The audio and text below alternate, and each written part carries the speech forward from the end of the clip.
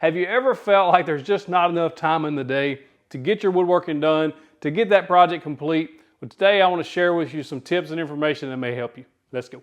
So you want to be a successful weekend warrior woodworker, no matter if you're doing it on the weekend or even after work, before work, that kind of thing. Let me share some information with you that may help you be more efficient in the shop. Now, I've been doing this for about 4 years now, adding content creation now, plus woodworking and a full-time job. And so squeezing in all of those tasks into 24 hours, plus getting some sleep, sometimes can be very hectic. So you want to block out specific amounts of time to be in the shop and actually working. If this is a side business for you, it's very important that you do that. If it's a hobby, then you can be a little more flexible with that. So what you want to do is write down, literally write it down on a piece of paper or put it in a notes app, a plan of action. So you're going to want to write down 1 or 2 hours of shop time per day. I know that seems like a lot. However, you're probably wasting an hour watching TV or maybe even sleeping. I'm not telling you to go unhealthy and not get sleep. How many of us could get up an extra hour earlier and not really miss that hour of sleep? If you're getting 9 hours of sleep and you could get 8, come on. But if you did 1 hour a day for a 5-day work week, that's 5 hours of shop time you're going to have every week. That's 20 hours a month that you didn't have previously. That's a lot of projects you can make. If you're able to squeeze in 2 hours, that's going to be 10 hours a week, or 40 hours, a full work week in a single month. That's a full work week, a U.S. standards, a 40-hour work week in a full month. And so that's 40 hours of shop time, that's 40 hours of build time. You can build a lot of stuff in 40 hours. So where are you going to get those 2 hours at, woodworker? Like I said before, wake up an hour early, spend an hour in the shop when you get off work. That's 2 hours a day. Or instead of binge watching that Netflix show you were watching, take those 2 hours, put it in the shop. What about that Saturday fishing trip you had planned with the guys? Shop time.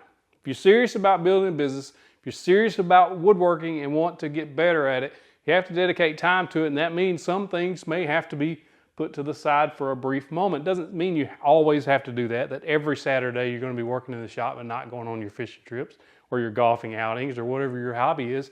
But if you want to do this and want this business to grow, you have to dedicate time to it. So you actually have to water the plant or feed the seed. Does that make sense? You have to feed your business your time. That's how the business is going to grow. Time, effort. If you spent 5 hours on a Saturday, you spent 1 hour a day all week for 5 days. That's 5 hours plus the 5, that's 10 hours in a week. If you've done 2 hours a day and then 5 hours on Saturday, then that's 15 hours a week. So that little bit of time every day will add up and make a big difference in your business. Give it a try. Now, just because you got that hour that you said you're going to wake up early and come to the shop doesn't mean you're just going to come out here and look around. You need to have a plan of action when you walk through the shop door. You need to know exactly what you're going to do and how you're going to do it and the steps it's going to take to do that. How do you do that? I'm not telling you to be in a hurry or be rushed, because that's where injuries can happen. Make sure you're taking your time and doing things correctly, but you need to have a plan of action when you walk into the shop and know exactly what project you're working on and what you need to do to get that project done in that hour or 2 hours that you have allotted. So go back to that notes app or that piece of paper you've been writing on, and the night before you come to the shop, or an hour or two before you come in the shop when you're taking a break at work or whatever you're doing, write down exactly the steps you're going to need to take when you come in the shop and what you're going to do. So if you're building a bench, you know that I said bench, B-E-N-C-H. So if you're building a bench, you know you're going to need 4 legs. So you're going to write down that you're going to need 4 legs at 16.5 inches tall. You got 1.5 inches top that you're going to cut out next. Write that down. I've got this 2x8 top that I'm going to cut out 18 inches long. Write every step that you know how to do this stuff. If you're making cutting boards, you know the size cutting boards you're going to make. You're going to cut strips this wide. You're making a plan of attack that you can take and bring into the shop and maximize the time you have in here. If you come in here and you don't really know what you're doing, or you're just kind of fumbling through it, then you're wasting time. Just have a checklist of the parts and pieces that you need and that you're going to be working on for that allotted time. We all know when you walk in the shop and you start working, you get lost in it, and the next thing you know, you're at a place where you really can't stop. And if you stop, it causes problems, such as mid-painting or mid-staining or whatever. And so you need to make sure that you have stopping points set up in your mind and say, or on your list and say, okay, right here's where I'm going to stop. Hey woodworker, I know that there's stress involved when you're taking orders for custom orders and you've got so many orders to get out and so much time to do it in. If you block your time out like I'm telling you, things will flow a lot easier, especially once you get into the groove of doing that. You're setting yourself a pattern of productivity. If you work up to a point to where you can stop, so you've got your project all sanded and ready for stain or paint, then you can get up that hour early in the morning and apply your stain, and then while you're at work, it's drying. Or you can apply that coat of paint, and while you're at work, that project is drying and getting ready for you when you come home in the afternoon to apply your clear coat or whatever else you need to do to finish it up. Or if you're making a cutting board and you've got everything cut out, you've got everything sanded like you want it and ready for the glue up, stop at that point if you've been out there for an hour. And then when you get up in the morning, come out, put the glue on, glue everything up, clamp everything down. Then while you're at work, then that project is going to dry and be ready for you to work on when you get home. So if you get to those stopping points, that can benefit you greatly. Woodworker, I know that time is precious. You've only got so many days that you're actually going to be able to work in a wood shop allotted to you. That's it. We don't get any more. You may have 500 days left. You may have 1,000 days left. You may have 5 days left. Today may have been your last day to work in the wood shop. Make the most of your time. We are not promised our next breath, so make sure that you capitalize on the time that you have. If you want to maximize your productivity and manage your time well, keep your tools organized. If you keep everything organized and neat, you know where to go find everything except for maybe the pencil or the tape measure that you can never seem to find. If you know where to go look for it, you're not spending precious minutes looking for that tool or that part that you need to make your project. So make sure everything's nice and organized. If you'll take some time and organize everything or put it back where you got it from after it's used or after each project, that will help you work more efficiently. Because when you're dedicating 1 hour of shop time per day or 2 hours per day, time management is going to be key. And so you need to know where your tools are and where your parts are. If you keep everything where it's supposed to be, you know. Hey, it's like having a sock drawer. You know exactly where your socks are right now. Think about it. You go in there, you know what drawer, bam, you know there's socks in there. So have everything in your shop organized like your sock drawer. If your sock drawer is organized. Mine's not, it's just random socks thrown in there. Bad analogy.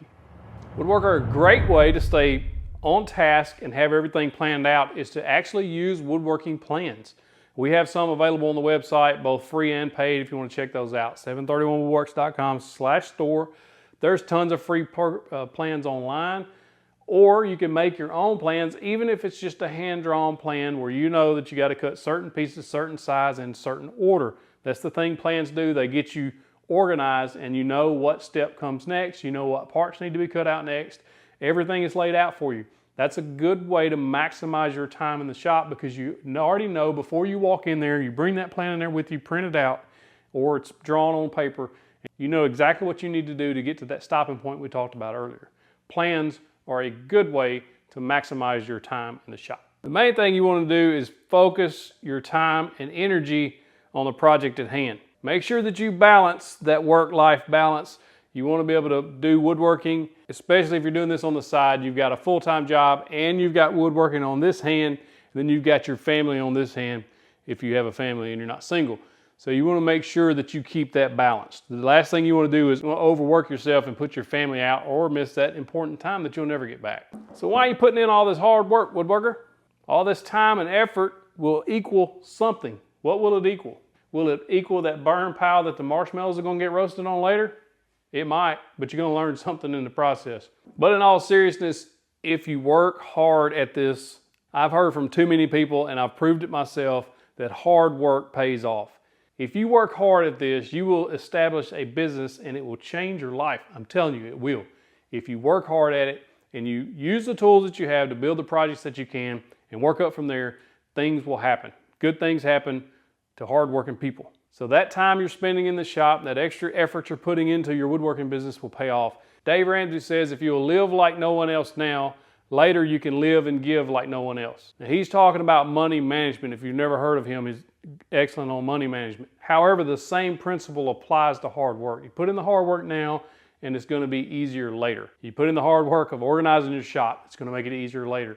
Put in the hard work of organizing all your finishes. Put in the hard work of making the plan out before you walk out into the shop. You put the hard work of actually studying the plan and knowing what you're going to do when you come to the shop. You put in the hard work of building these projects so that you can sell them and make money for your family or for your business. This stuff pays off if you just get out there and do it. You just got to have that want to. That's all you got to have. If you have that want to, you have that drive, and you have that desire to succeed, and you put that hard work in, I guarantee you it will pay off in the long run. But you got to put that work in. It's not going to be given to you. Nobody owes you anything. Nobody. I don't owe you nothing. Your neighbor don't owe you nothing. Your mama don't owe you nothing. Nobody owes you anything. You got to earn it. If you just sit back and you complain and you fuss and you cuss about everything being everybody else's fault except your own, well, you know, you reap what you sow. There's so many verses in the Bible about reaping what you sow or hard work. So 2 Corinthians 9:6 says, the point is this, whoever sows sparingly will also reap sparingly, and whoever sows bountiful will reap bountiful. I believe that. Well, for one, because it's in the Bible. But for two, I've seen it happen. You get out there, work hard, and you'll receive a reward for that. And then one more for you. Proverbs 13:4 says, the soul of the sluggard craves and gets nothing, while the soul of the diligent is richly supplied. How powerful is that? Richly supplied because you're diligent. Be diligent, people. Thank you so much for watching this video. If you click that box, you get another video that you can watch. If you click that box, you get that big old virtual fist bump. One of the best ways to support this channel is clicking that box and watching that next video. I appreciate your support very much. I really do. Thank you very much.